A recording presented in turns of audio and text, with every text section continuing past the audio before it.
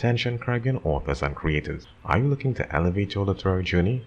This is Kevin George, your host and presenter from TLC Tropical Literature Creatives, and I'm thrilled to share an exciting opportunity with you, introducing our bespoke promotional services designed exclusively for authors of Caribbean heritage.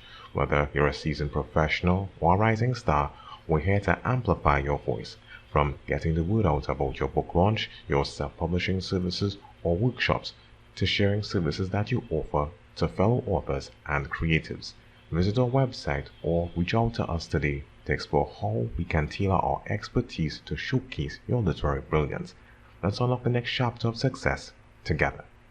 Greetings, listenership. Welcome to TLC Tropical Literature Creatives, the podcast where we interview authors of Caribbean heritage about themselves and about their literary works. Today we have with us author Carol Mitchell, author of the book What Start Bad a Morning. Carol, did I say that correctly? Yes, you did. Thank you. Yeah, I thank trip over it too, so. you. So, Carol, first off, welcome to Tropical Literature Creatives. We're very glad that you have agreed to be interviewed by us. Yeah, and I'm really happy to be here. Thanks so much for having me. Okay, but of course, the persons aren't able to see this, but you're looking very Caribbean in your scene, Kitts and Nevis shirt. Yes, I am. But is Saint Kitts and Nevis the only Caribbean island that you're affiliated with? Oh no, I was born in Nevis, but I grew up in Trinidad. I also lived in Jamaica. My mom is Jamaican. I've lived in Barbados. My husband is from St. Lucia. So I consider myself a Caribbean person. Okay, Um, well, I mean, hopefully, if I interview in the future, there'll be like a Nevis shirt or a Jamaica shirt or something like that. You got to get the representation in there. for sure. In terms of the islands that you would have visited, it doesn't have to be all, or it could just be one. What would what would you recommend that persons experience when they go to any one of these islands? You could recommend an experience that you yourself like or enjoy. Well, as I mentioned, I was born in Nevis, which is part of the Twin Island state, St. Kitts and Nevis. And I started out my writing career writing children's books. And my first children's book was actually a book called Adventure at Brimson Hill. So Brimson Hill is a fort in St. Kitts, and it's just an amazing place to visit. Historically, it's there's a lot to see, a lot to do, a lot to discover there. It's also amazingly beautiful property if you can get past how it was built. But there's just so much to see there, and I would highly recommend that people visit that. I mean, there are many historical sites on St. Kitts and Nevis, but for me, that's one of my favorites. And obviously, it was a big inspiration for me in getting my writing journey started. So I have a bit of a bias there as well. I guess it's a good bias. It's a good bias. I, I mean, one of the things that stand out about you is that you're not just an author in the Caribbean. You've been involved in the literary landscape of the Caribbean for a very long time, and you've been involved in a number of activities. When persons hear Carol Mitchell, they think about Caribbean Reads. They think about a number of the books that you would have authored. Actually, one or two of the authors who I have approached, they are associated with Caribbean Reads. So, um, yeah, look out for them on the podcast at some point in time, Carol. Oh, that's great. I'm really glad to hear that. Yeah, yeah. Uh, in terms of your writing, I mean, having written so many books, is writing something that you really enjoyed, or is it something that you just had like an innate talent for? Hmm. That's an interesting question. I have to say, I am not sure how to answer it. I would like to say I have a talent for it, but it feels a little bit self-congratulatory. But I do. So I started writing 2007. I've been writing, we write all of our lives, especially if you've had a Caribbean education, you're required to do all this writing in school. But I hadn't really done a book. And then, as I said, I was inspired to do one on a visit to Brimson Hill in St. Kitts, and I started writing that. But I also, because in a very real way, I'm an academic. I did a lot of training. I did a lot of did an MFA. I sought out opportunities to educate myself about writing and the practice of writing. And then I also read a lot. I read a tremendous amount. And so I think that those three things all sort of go together. You can have the talent, which I think is important. You have to read so that you kind of understand what writing sounds like. And so when you read your own work, you can figure out, you can, see where it's weak, you can hear the issues with it.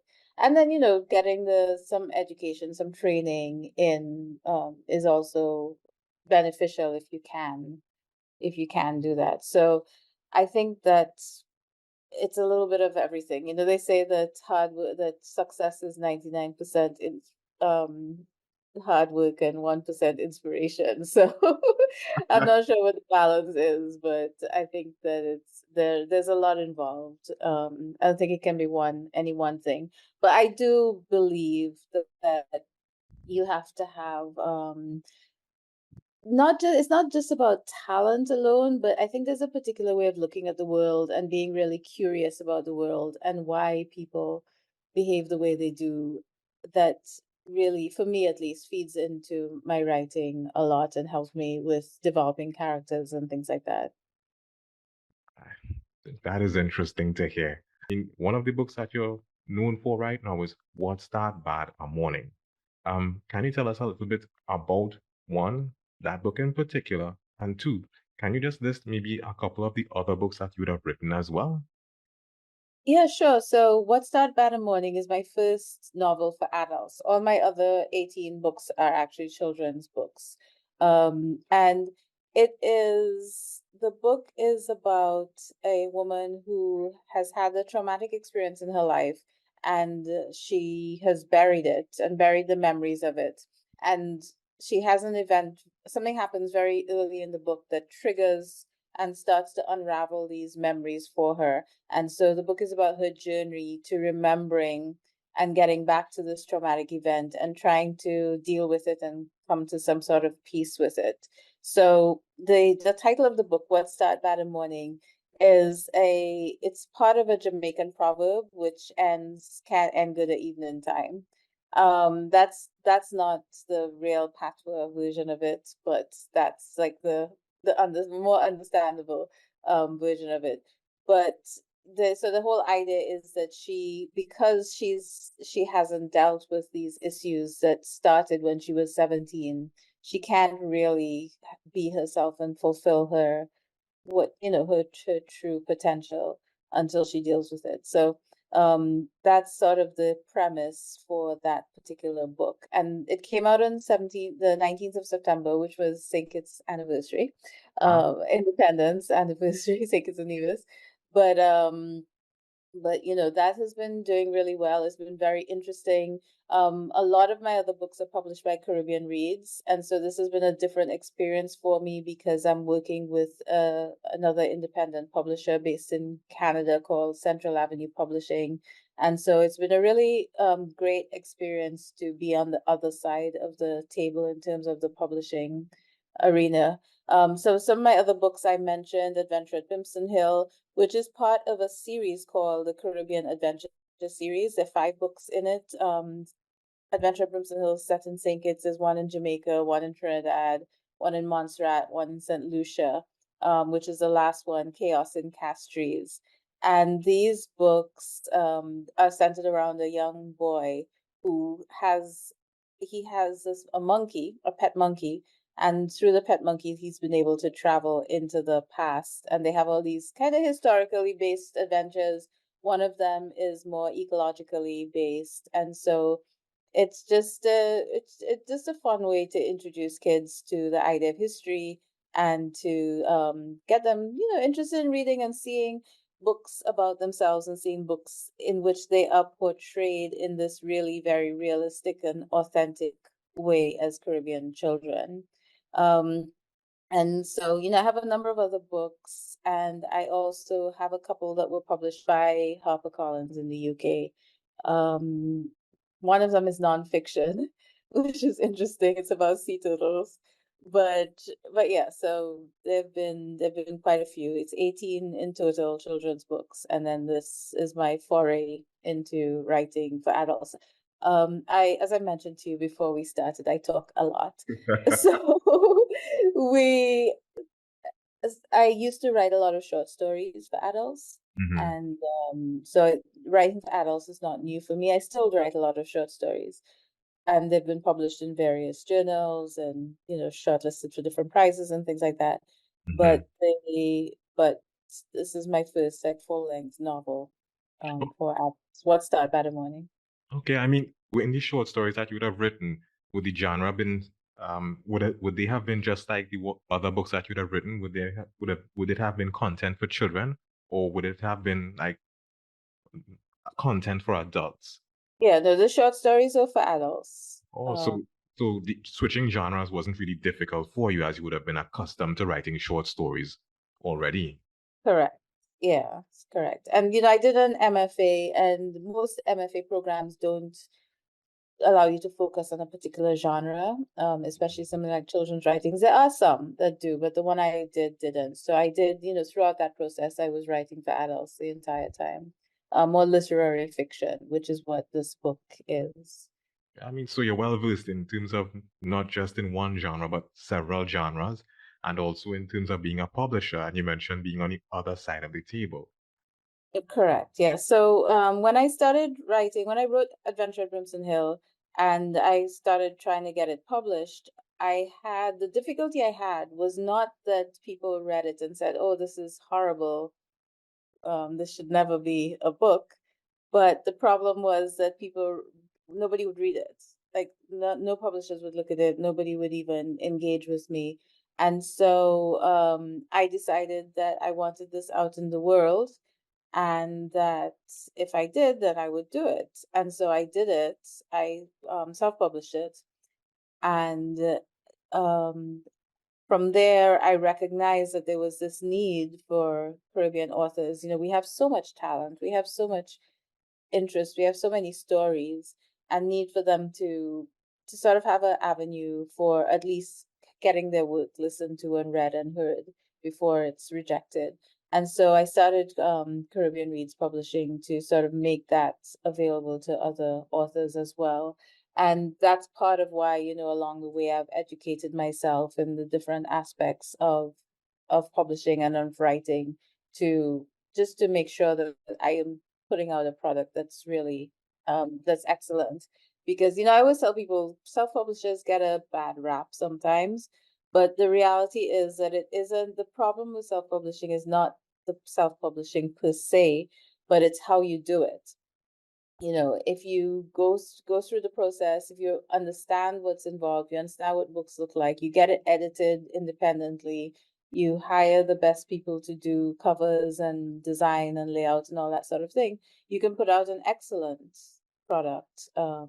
So it's just about doing that work. And so that's what we learned to do it through Caribbean Reads. And we've been doing it since 2007. We have like 50 books about in the catalog. We focus now almost entirely on children's books because that's sort of where our expertise has developed over the years. And we kind of stay in our lane. And so that's really where we are right now. I think it's interesting, as you would have mentioned, that one of the reasons for actually starting doing studies into publishing and self-publishing is that you didn't just want to get something published, but you wanted to do research into standards so that you would have books done in a particular way. It wouldn't just be something, for want of a better term, mediocre. It would be of a particular standard so that when it is presented, it would be respected and it would be received as such. Right. And I tell people all the time, it's especially important with children's books because if your book is going to be on the bookshelf in the bookstore next to books published by big companies, it needs to look like we're accustomed to a particular aesthetic with books. And if you don't match that, then nobody's going to pick it up. That's just what it's going to be. And it's down to things like the margins in the book, the fonts, where the page number is placed, how the images, the quality of the images, all of those things, like very, very small details come into play when you're working with books like this. Okay. I want to backtrack a bit before I get to my other question. I mean, it may seem like something pretty trivial, but the book that you would have done, Chaos on Brimson Hill, the countries that it takes place in, were they countries that you resided in at some point? Was that the reason for that? That's so when I did Adventure at Brimson Hill, I was actually living in St. Kitts at the time.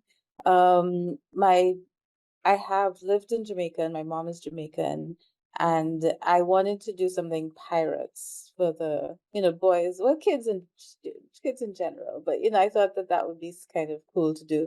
And so that one was set in Jamaica.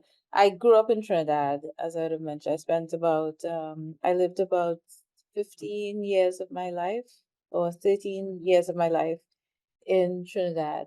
And so it was important to me. And I always loved Aserite, which is where it's set. It's set up in Aserite. And then Montserrat, I visited and was inspired to do something there, especially with the volcano. And one of my very dear friends and is lives in Montserrat. And so I felt, interested in doing something there. And then finally, as I mentioned, my husband is from St. Lucia, a very close connection to St. Lucia on many fronts. And I really wanted to do something there. And that book is kind of it's set around a festival called Jeune Creole, which is a celebration of the Creole language and culture in St. Lucia. And I feel that that's really important, our embracing our local languages and our culture. And so it was important to me to kind of do something to highlight that and to have a little fun with it as well. Okay. I mean, thanks for answering my question because I was really curious about that. My other question is with the self-publishing research. I mean, you've been you've been seeing what's been happening, where Caribbean literature is concerned. Self-publishing is growing, so you're seeing some of the items that persons are offering on the market right now. In your experience and doing the research that you would have done, can you think of three things that persons who go the route of self-publishing can do better to have their product taken a bit more seriously so that when it's put on the shelves, it could stand shoulder to shoulder with stuff that is presented, that is published. You could say that is published, from comes from another publisher. Yeah. No, I think I do see like the quality is really improving. Let me start there. I read a self-published book just a couple of days ago, and it was quite good generally. I do think that the thing that I see most is a need for improved editing. A lot of authors don't value editing. And of course, hiring an editor can be expensive as well. So that's definitely a barrier. However, first of all, there'll always be things that you don't see when you're looking. You should never be the last person to look at your writing because there will be like this huge error that you just gloss over every single time that you read it. So you've read it a million times. Also, there's a lot of times what I find is just a little bit of awkwardness of voice or of phrasing that an editor would pick up on and kind of point out to you. And again, it might be something that sounds great to you. Sometimes there are continuity errors as well, where you know what the character is thinking, but you don't put it on the page, and so your readers don't know, and you don't realize that this is missing.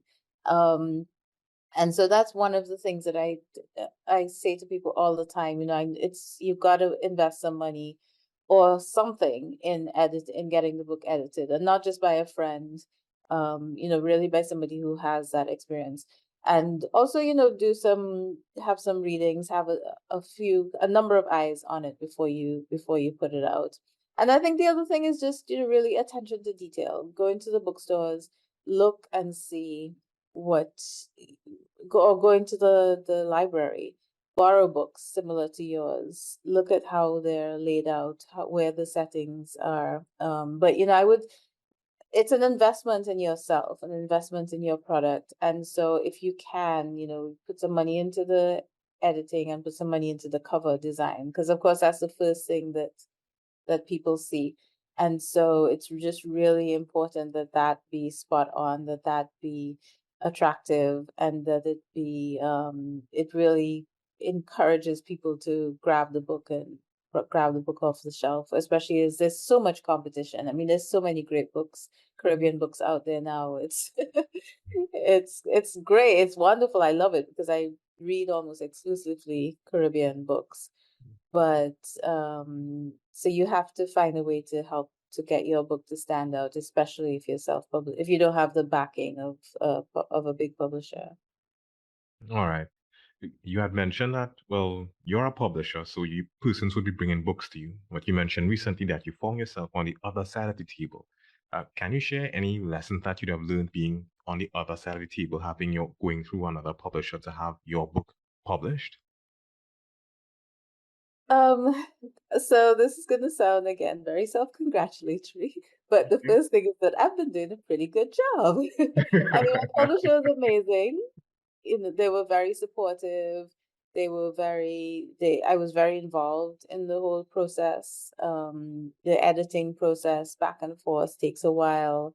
I was involved with the cover design, and the naming of the book took quite a while. They were extremely patient.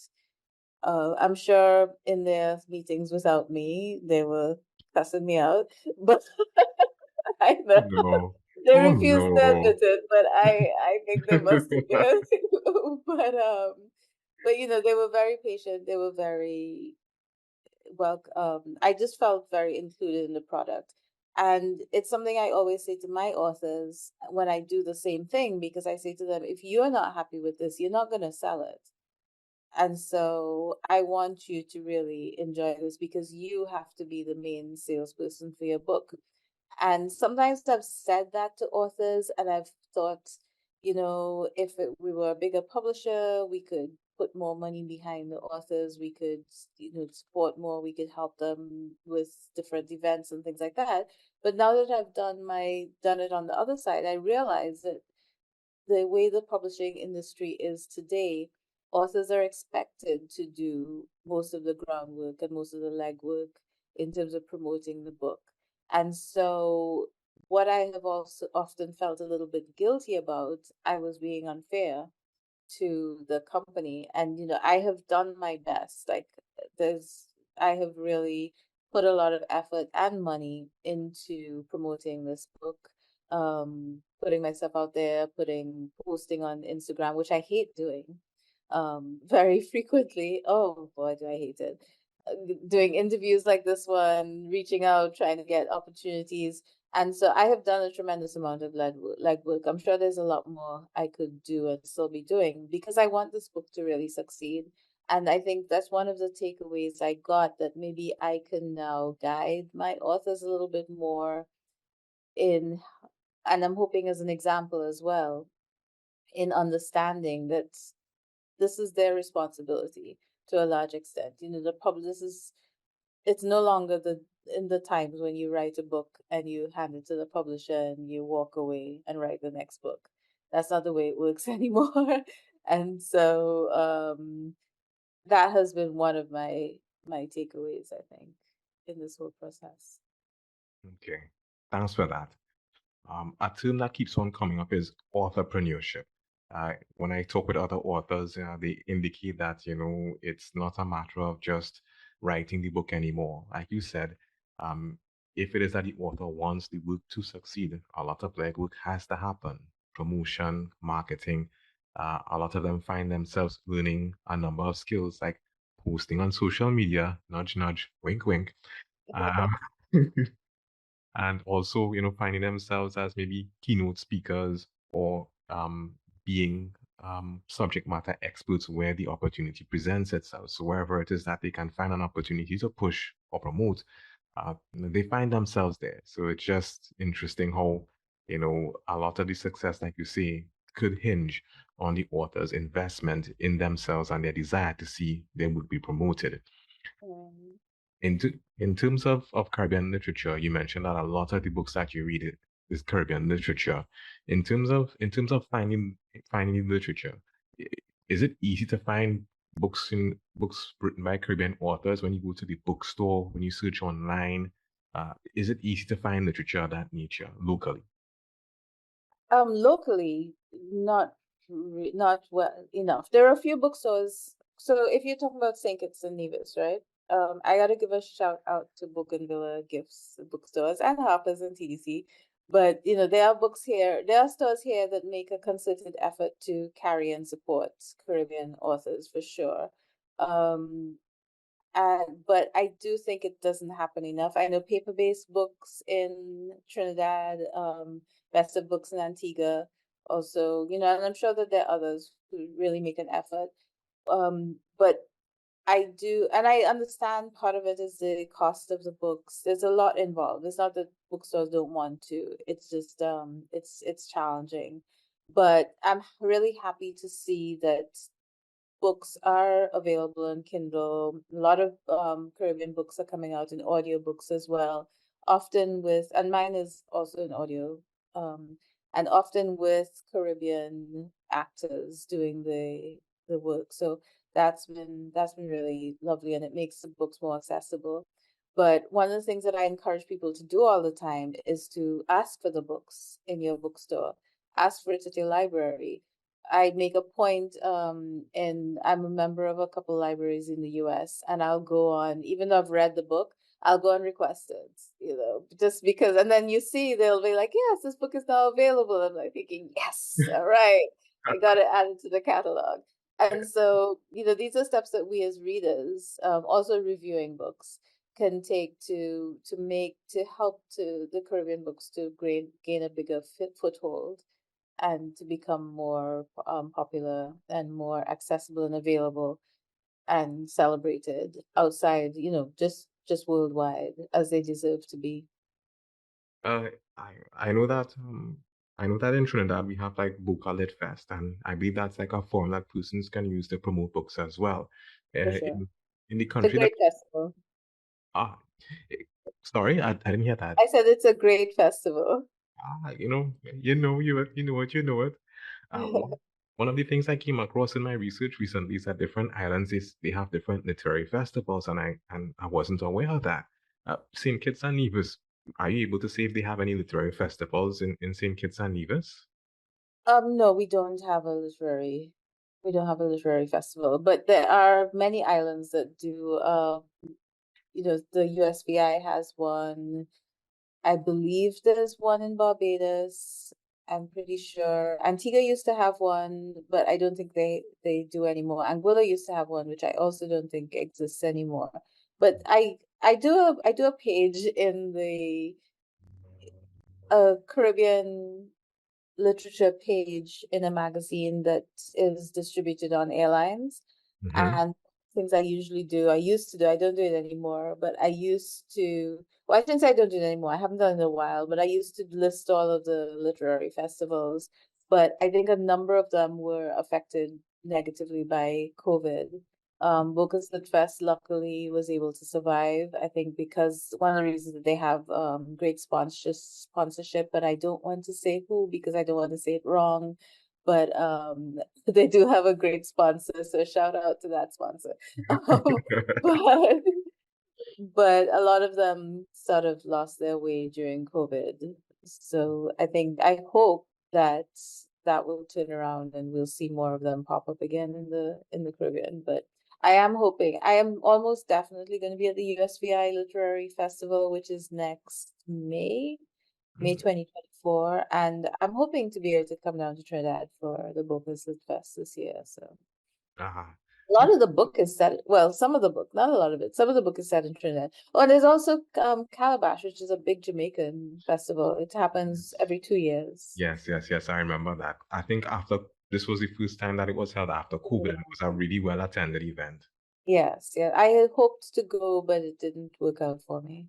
Okay, well, no worries. Well, I Yes, was, yeah. Well, you had mentioned something earlier, and I wanted your take on it. You had mentioned that you do a lot of reading, and a lot of the times that reading and writing are intertwined for you. One of the observations made by authors who are on the podcast, on the programs, that reading isn't as popular as it used to be, especially among younger persons. Well, first, What is your take on something like this? And two, can you think of any advice that persons can use to encourage to be more invested in them in their personal reading? That's a great question. You know, people say all the time Caribbean people don't read, and I refuse to believe that's true. I think that their reading patterns have changed for sure, and I think that one of the one unfolding with the new literature that we have is that it's sort of responding a little bit to what people are saying that they want to read. When I was coming up, all the books were very literary. They were very sad. They were very difficult. Like a book wasn't a good book unless you had to get a dictionary in order to get through it, right? And now I think that we're writing stories that are more accessible, that sometimes access humor a bit more, and that are still important and still dealing with important Caribbean issues and still very authentic to our lives, but are understanding and responding to this idea that the books don't have to be they don't have to be almost incomprehensible in order to be a good book and to be a valuable literature. So what I usually say to people is that as you listen to the reasons that people read less, maybe they don't have as much time. I listen to a lot of audiobooks, and some people think that's awful. They think that that's not a great way, but I don't have time to, if I could only read physical books or ebooks, I wouldn't be able to consume all the literature that I do now. And so I do what I can in order to continue reading, to continue hearing, and to absorbing in the language and the ideas and the stories that are being told. And so, you know, for some people that might be reading on their phones because, you know, we read on our phones all the time. We get our news on the phones. We're always texting to our friends. We're always communicating that way. So, you know, maybe that's what does it for you. And so you use that. So it's a matter of understanding that reading is really important. It helps you to it helps your thoughts to expand. It helps you to be understand the world better, understand people better, interact with people better.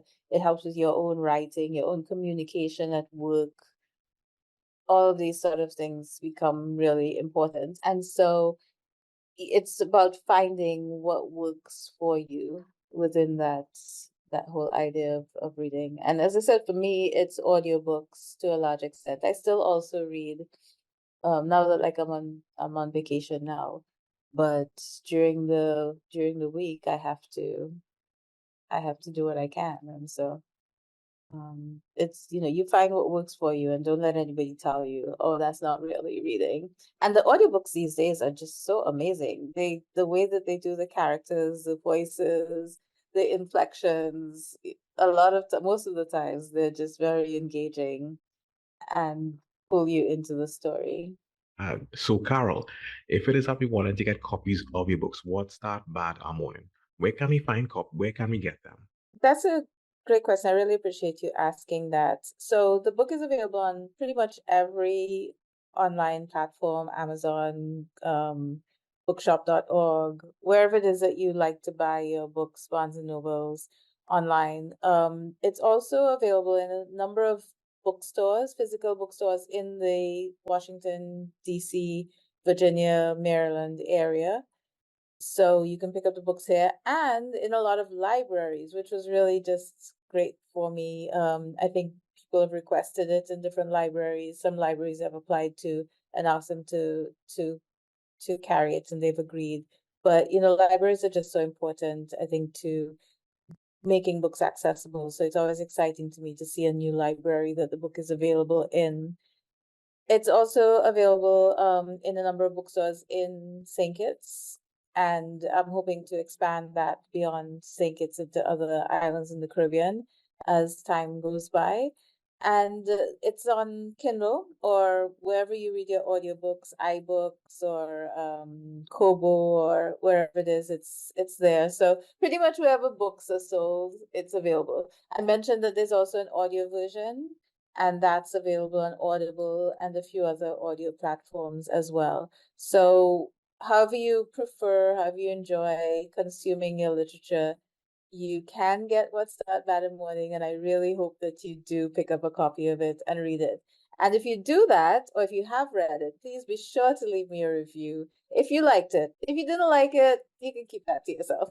But I haven't come across anybody who hasn't liked it yet. So if you do like it, it's so important to leave reviews. They help our books get more exposure, and they also help our books to they help other people to make a decision about making a purchase. So whatever book you're reading, you can just say, "Hey, I thought this was great." You just need to write 5 words, I think, is what you need to read. There's no need to write a thesis. So, so yeah, so pick up a copy of the book wherever you get your books and leave me a review. And I look forward to hearing from you.